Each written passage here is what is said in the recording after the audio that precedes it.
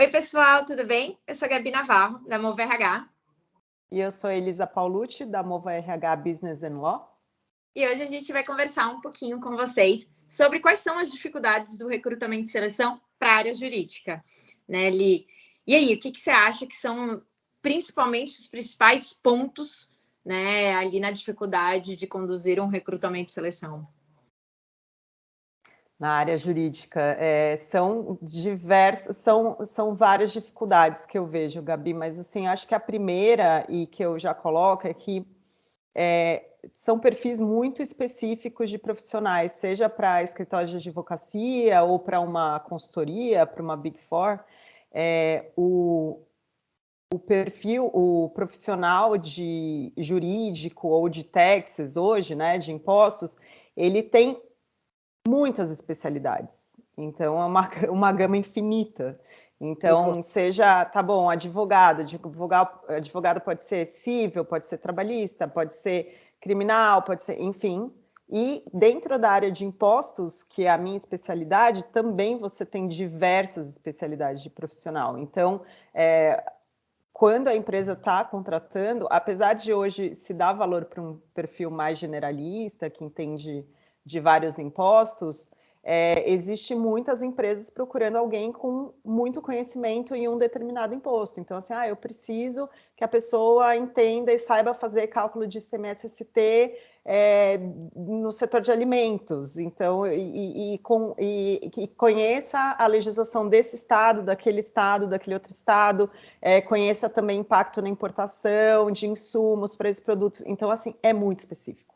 Então, eu acho que a primeira dificuldade é você achar o perfil técnico do profissional, e eu acho que você vai falar um pouquinho também de os soft skills. Claro, não adianta a gente só localizar um perfil técnico perfeito, mas tem que ser agregado aos soft skills. Sim. E aí, as diversas outras dificuldades, como a comunicação. Antes da gente passar ali, desculpa te cortar, para a próxima, né? Só para complementar nesse primeiro ponto que você falou da dificuldade no sentido de que a atuação do advogado é muito ampla, né? É muito técnica, e daí falando, né, aqui como RH, porque você tem um background, né, enorme em relação à área jurídica, né? Já foi advogado, tudo. Então, pensando aqui no RH, a gente fala que a maior dificuldade para o RH é justamente isso, entender o que é. Porque, e eu acho engraçado que até então eu, né, era tech recruiter e eu falava, quem recruta para TI, recruta para qualquer coisa. E depois que a gente começou a fazer todo um trabalho de recrutamento e seleção para a área jurídica, eu falo, bom, tem algumas vagas, acho que não é assim como quem recruta para TI, recruta para qualquer coisa, porque é o que você falou, é muito técnico. E daí é difícil uma pessoa de RH muitas vezes entender, né, toda essa sopa de letrinhas que existe no meio jurídico, o juridiquês, para conseguir fazer uma indicação assertiva, né? Então eu falo que isso que é o mais importante, e eu vejo até como um benefício quando vem com consultoria, né? Alguns escritórios têm o teu RH interno e tal, e a gente percebe que acaba passando para consultoria justamente, esse é um dos pontos. Olha, eu passo para o meu RH, mas ainda continua chegando muito o currículo, né, de pessoas ainda fora, porque, claro, são pessoas que não sabem sobre, né, são pessoas que vieram da administração, vieram da psicologia e tudo mais. Então, eu vejo isso como ter um trabalho em conjunto, alguém que faça uma boa avaliação técnica, porque conheça a parte técnica, e, ao mesmo tempo, alguém que faz essa parte comportamental, que está acostumado, eu falo que é o melhor dos mundos, e essa é uma das maiores dificuldades. Quando tem RH e quando não tem, pior ainda, porque daí sabe tecnicamente, Pior mas ainda. comportamental. Isso que eu ia falar, a terminologia ela é muito específica para esse meio. Só que, ao mesmo tempo, o profissional da área jurídica e da área de impostos, ele precisa do suporte do RH, porque ele também quer contratar uma pessoa com um perfil bom para aquela cultura, né, que tenha um fit cultural, que faça sentido naquele momento. Então, assim, a participação do RH é muito importante. E aí eu ia colocar que é o segundo desafio, que é a comunicação entre a área técnica e o RH, por conta, né, dessa diferença de linguagem. desses profissionais. E aí você entra ainda num cotidiano de empresa e de escritório de advocacia que o RH está lidando com um monte de coisa e o advogado, o diretor, o sócio está no dia a dia maluco dele. Então, tem ainda esse timing que leva um tempão, vai para um, volta para o outro, não se entendem, chega um perfil que o RH acha que é super bom, mas aí vai para o sócio, no técnico não bate. Então, eu acho que esse vai e volta entre a área técnica e o RH é um baita desafio, uma baita E dificuldade. acaba, é o que você falou, né? Vai e volta, vai e volta. O que acontece? Acaba o tempo do processo seletivo ficando bem grande, né? E às vezes o sócio ali está com uma certa urgência naquela posição, seja por algum caso, alguma coisa específica, ou enfim, né? Alguém saiu e daí o processo ele fica muito maior, né? E fora o tempo desse sócio, que é muito caro, né? Então ele está ali entrevistando várias pessoas que às vezes está com um perfil muito diferente do que ele pensava tecnicamente, porque faltou, né, essa comunicação, como você falou, e às vezes eu falo que o problema nem é só a comunicação, né? Às vezes é um entendimento, que falando com a existe a dificuldade mesmo, né, de entender toda a sopa de letrinhas. Sim, e nessa demora, e aí que a gente fala, a demora nesse processo, ela é muito delicada, porque o mercado está superaquecido. Então, numa dessas, nesse desencontro e de agendas e de oportunidades, e aí o processo vai ficando longo, você perde talentos. Você acaba então, também perfeito. um problemão. Fora que acaba impactando a experiência também do candidato, né? Quando tem essa dificuldade de agenda e tudo mais. Porque a gente hoje fala, né? Tem alguns estudos que fala que a pessoa que participa do processo seletivo, ela tem 60% de chance de falar do seu escritório, né? E 2 vezes chance de se tornar um dia cliente. Então, a pessoa está participando de um processo seletivo, o candidato está participando de um processo seletivo, ele está falando do seu escritório ou da sua consultoria. E ele também está falando, de uma certa forma, fazendo marketing para outras pessoas, outros possíveis clientes. E se um dia ele precisar, ele vai lembrar também. Então, você entregar uma boa experiência, também é super importante para isso. Eu falo que hoje o processo seletivo, ela virou até uma estratégia de negócio por conta dessa parte. Fora que, claro, se você entrega uma experiência legal, se você respeita o candidato ao longo do processo seletivo, você também está mostrando ali como é que é a cultura da sua empresa, né? O que você valoriza. Então, eu sempre brinco, tem clientes que falam, não, vamos ligar 10 às 9 horas da noite. Não, olha, isso já é um indício para o outro lado, para o candidato, de que lugar é esse que não vai respeitar meu final de semana, que não está respeitando meu horário de descanso, né? Quer que faça a entrevista no sábado. Então, isso já é um indício e a probabilidade da pessoa não aceitar a vaga, ou se ela aceitar também, ela já chega um pouco desestimulada. É diferente de você entregar a melhor experiência, que a pessoa chega encantada com aquele lugar, né? Ela chega extremamente engajada. E isso faz com que lá na frente diminua o turnover, né? As coisas estão extremamente interligadas, vamos dizer assim. Legal. Sim, exatamente, Gabi. Acontece muito, né, de num processo seletivo, assim, o sócio tá envolvido, só que pensa, o sócio ele tem a viagem dele marcada para negócios, aí tem reuniões importantes, não sei o quê.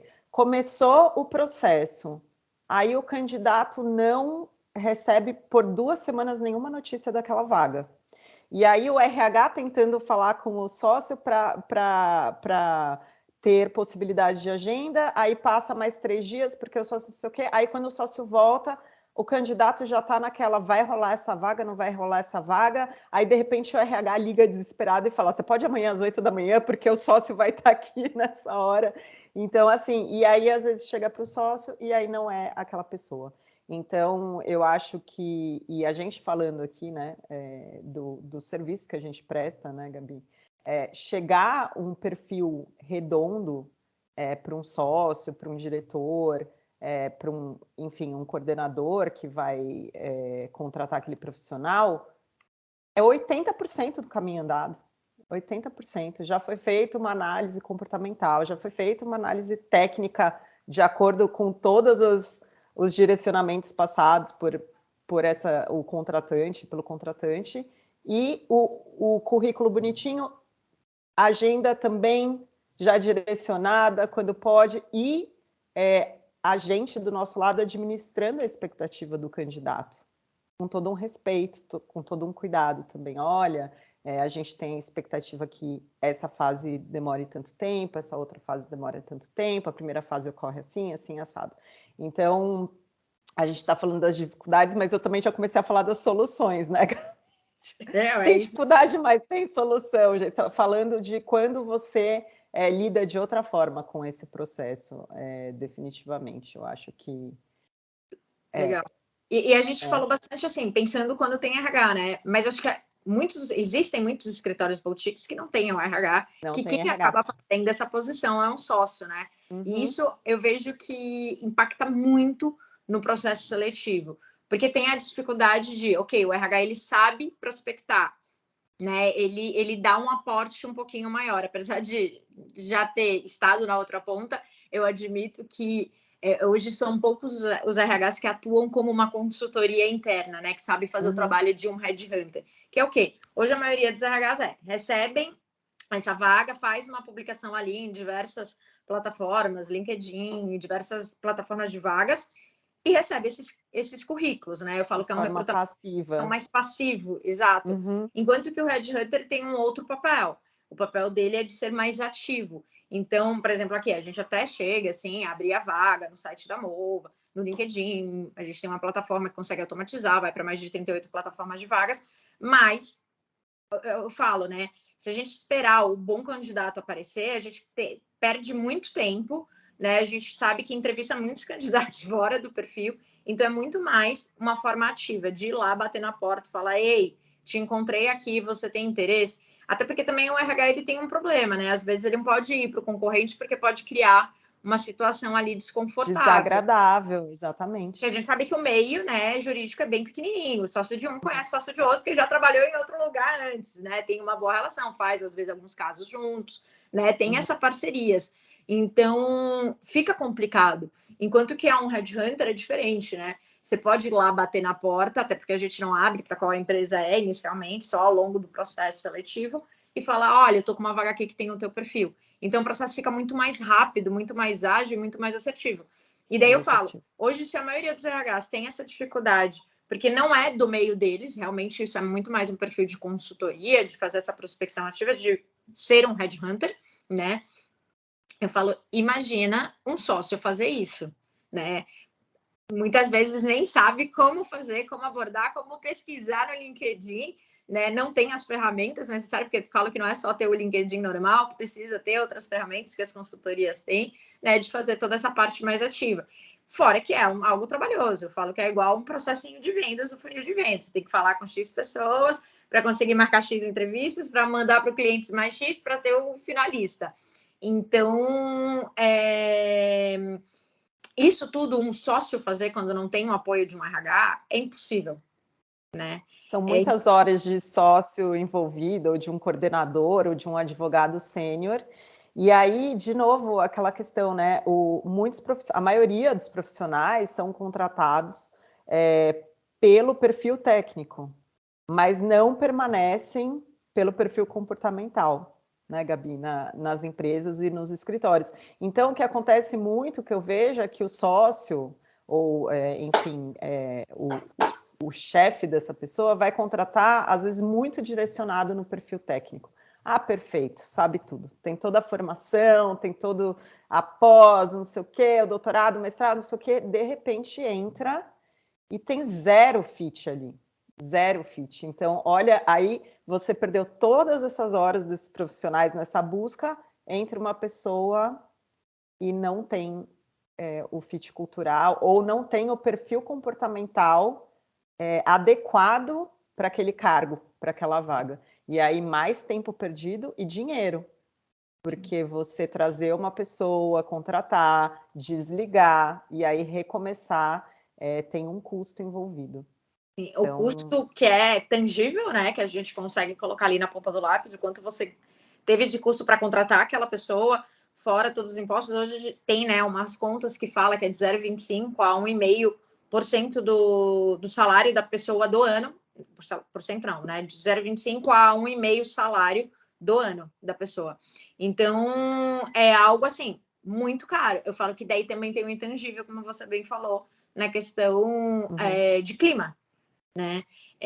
Tem essa Sim. parte que você não consegue contabilizar, e às vezes uma pessoa que contamina toda a equipe, você tem uma equipe que começa a ficar desengajada, começa a criar aquele clima de tensão, aquele clima às vezes que não é bem, não faz bem, é um pouco tóxico, né? Você traz uma pessoa que tem uma relação um pouco mais tóxica com o pessoal. Então, assim, isso você não consegue colocar na ponta do lápis o custo disso, né? Perfeito. Então é bem complicado essa parte. E também falando, Li, que você falou da parte técnica, né? De avaliar que muitas vezes as pessoas acabam entra, mas não tem um comportamental. E também eu falo que tem mais. Muitas vezes tem candidatos que sabem fazer muito bem entrevista, né? Que brilha teus olhos e quando entra você fala, cara, no dia a dia não era aquilo tudo. Eu falo que existe isso. E claro que uma pessoa que está acostumada a fazer entrevistas há bastante tempo, ela começa, desliza, todo mundo, é possível de erro, né? Mas você consegue pegar muito mais fácil e falar, não sei, esse cara talvez seja um cara que... Não sei se ele é muito bom, né? Às vezes a gente fala isso, Vai não sei se ele criando é um bom, feeling. ele sabe fazer né, uma boa entrevista. Porque às vezes você sabe que é o cara que é treinado, porque, claro, de tanto ele também fazer entrevista, ele sabe muito bem, né, se vender ali. Né? E eu falo que é aí que está a dificuldade de quando não tem também um RH, uma pessoa para ter esse olhar, né, mais treinado de será que é tão bom tecnicamente mesmo? Né? E daí, tudo bem, tem empresas que falam, vamos fazer um teste. Eu falo que o teste não tem nenhum problema, mas a gente precisa sempre lembrar que o teste, ele pode também tirar pessoas ao longo do processo. Se for um teste muito elaborado, se for um teste muito complicado, que requer muito tempo, né? Principalmente algumas várias, isso é um pouco, se vê de outra forma, né? Porque fala, poxa, tem uma visão muito dos candidatos que a gente ouve, eu montei isso daqui para ele que não me garante que ele não vai usar isso. Né? A gente já ouviu isso muitas vezes. Então, também tem que tomar muito cuidado qual o teste que é passado, se ele não é muito elaborado, muito no sentido de que a pessoa vai perder um tempo muito grande ali, e daí com isso você vai perder candidatos. Então, o que eu falo ok, faça um teste. O que eu mais gosto é de colocar o teste no momento, tipo, no momento da entrevista. Então, você tem 1 hora para fazer isso daqui. Se você não terminou, tudo bem. Eu consigo avaliar o que você conseguiu fazer em até 1 hora. Mas por que isso é importante? Para justamente eu não estou mandando ele fazer em casa e daí ele vai ter o time dele, que ele tem outros projetos, outras coisas do emprego atual, às vezes, que ele tem. Né? Então, eu falo de colocar no momento e saber o momento de colocar também. Não adianta você colocar bem no início. Passa só para as pessoas que você tem interesse, que você acha que faz sentido, né? Aquele teste. Até porque também ela já vai tirar aquela... Ela tá empolgada. Sim, é verdade. Não, e você colocou uma coisa super importante agora, Gabi, essa questão do... qual é o tipo de teste que você está aplicando? E o que veio na minha cabeça é assim, como você está fazendo uma entrevista também com um candidato? E eu acho que esse é realmente um problema ali ainda no meio jurídico, claro que não em todos os lugares, mas eu sinto assim, eu já tenho mais de 20 anos de experiência e tem um perfil do profissional da área jurídica que muitas vezes intimida o candidato numa entrevista, então ele não vai de uma forma a tirar o melhor daquele candidato. E aí é um contato muito rápido que você tem. É aquela 1 hora, 40 minutos ali. Dependendo de como é conduzida essa entrevista, você perde um ótimo candidato, porque você não deu as condições para ele demonstrasse o melhor dele. Então, eu acho que isso acontece também. De que forma você está entrevistando e está conduzindo todo esse processo seletivo de forma que o candidato fique à vontade de colocar o melhor ali, tanto tecnicamente quanto de perfil. Então, eu acho isso um ponto importante também. Você sabe que eu já ouvi de cliente exatamente isso. Tipo, não, eu dou uma estressadinha nele para ver como é que ele lida sobre pressão. Eu falo, o processo seletivo já é uma pressão por si só. É uma pressão, A pessoa sabe que ela entrevista, está o sendo próprio avaliada. nome já é Exato. estressante. Então, se ela já está nervosa, se você estressa ela mais ainda, é exatamente o que você falou. você não vai tirar as maiores potencialidades dela. Você consegue avaliar como ela lida sob pressão, fazendo uma boa avaliação por competência. Ponto. Exato, mas não estressando, não colocando a pessoa num momento de estresse para ver como é que ela vai lidar. Porque, inclusive, o processo seletivo já é um momento de estresse, a entrevista já é um momento de estresse. Né? Às vezes você fica, vou conversar com o sócio, uma travada. Né? Então... Sim, e você, enquanto pessoa que está entrevistando, você tem que ter consciência que você está nessa posição de avaliador. Então, claro que a sua posição é muito mais confortável de quem está sendo avaliado. Então, cabe a você tornar o ambiente um pouco mais relaxado ali para que flua para os dois lados. Porque é muito fácil você, numa posição já, né, de eu estou aqui para te aprovar ou te reprovar, você ainda colocar uma pressão em cima do candidato. Então, assim, esse feeling eu acho importante. Eu acho que a gente está evoluindo, acho que o meio jurídico está querendo pessoas com um perfil mais tranquilo de lidar, que trabalha bem em equipe, que trata bem as pessoas. Então, a tendência tem que ser que num processo seletivo também se trate bem as pessoas, né, e traga esses perfis que precisam também desse ambiente um pouco mais tranquilo para demonstrar as qualidades. Perfeito. Então, acho que é isso. A gente fala, parece simples, recrutamento e seleção, tem muita coisa envolvida. Colocar a pessoa, mas não, tem toda uma estratégia, né? E muito preparo, é o que você falou, e muito preparo de quem está entrevistando também, né? Muita empatia, muita humanização. Né? E o que é isso, né? As pessoas muito me perguntam, o que é o recrutamento de seleção humanizado? É justamente isso, é você colocar o candidato no centro do processo seletivo, como se ele fosse um cliente, né? Que hoje a gente fala muito disso, coloca o cliente no centro. Então é isso, coloca o candidato no centro do teu processo seletivo e entregue a melhor experiência para ele, né? É o que você falou também, dê cada etapas, né? Como é que vai ser esse processo seletivo? Não deixa ele na nuvem, né? Não faz ele se sentir que ele é uma mercadoria, né? Faz com tipo, olha, vamos conversar, vamos entender qual é o teu momento pessoal, qual é o teu momento profissional e entender muito bem, né? Eu ali como gestor da vaga, se aonde eu tô, eu tenho isso a entregar para a pessoa que ela tá me trazendo, né? E é o que eu falo também, uma outra coisa. Muitas vezes a pessoa fala uma coisa e você fala, acho que não vai fazer sentido por isso. Mas muitas vezes é uma suposição da tua cabeça. E daí, se você traz, eu sempre falo, traga o problema para a mesa, né? Não tenha vergonha. Claro que com muito carinho e tudo mais, né? Preparando terreno. Então, muitas vezes eu falo para o candidato, olha, eu acredito no recrutamento de seleção humanizado.